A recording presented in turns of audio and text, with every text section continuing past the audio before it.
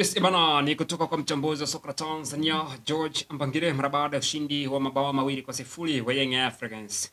George Mbangire anasema kwamba Young Africans na muundo wa 4-2-3-1 mpira, na wakati wanaanza build up yao wanakuwa na muundo wa 2-4-3-1.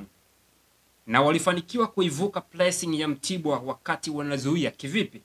Moja, Zimbo Junior na Isa Patrick Mwenda wanasogea mstari mmoja wenye Maxi Abuya na kutengeneza wachezaji wanne. Hapo wanatoa machaguo kwa center back wao kupasia mpira na kuivuka pressing ya Mtibwa Sugar.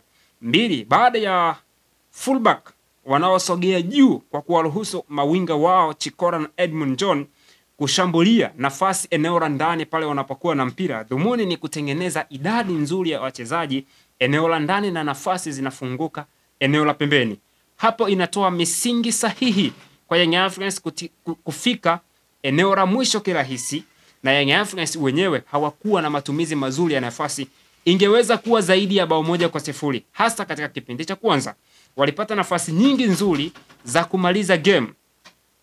Mtibwa Sugar kuna sababu kwa nini msimu huu mpaka sasa wameruhusu magoli machache. Wana muundo mzuri wa kuzuia wakiwa na wachezaji wengi eneo la nyuma. Wapo organized na wanafika kwenye matukio kwa wakati sahihi. Wakipoteza mpira wanafanya recovering zao vizuri sana.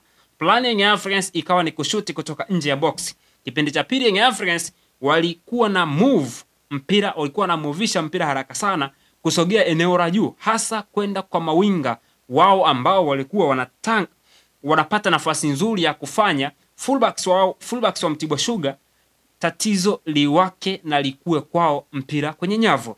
Young Africans wamefanya kile ambacho walistahili kufanya kwenye game ya leo, kuhakikisha kwamba wamepata matokeo ya alama 3 muhimu. Yes, lakini bado kwenye performance kiwanjani iko chini.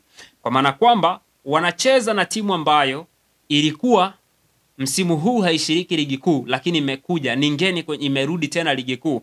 Sio kwamba Mtibwa Sugar quality ya wachezaji wa Mtibwa na Young Africans wanafanana, hapana, lakini performance kwa Young Africans bado iko chini. Goalkeeper wa Mtibwa Sugar Coastal kafanya saves nzuri zilizoiweka Mtibwa Sugar mchezoni siku ya leo. Mohamed Hussein Zimbo Junior amehusika kwenye magoli mawili mpaka sasa NBC. Kafunga goli nzuri sana siku ya leo.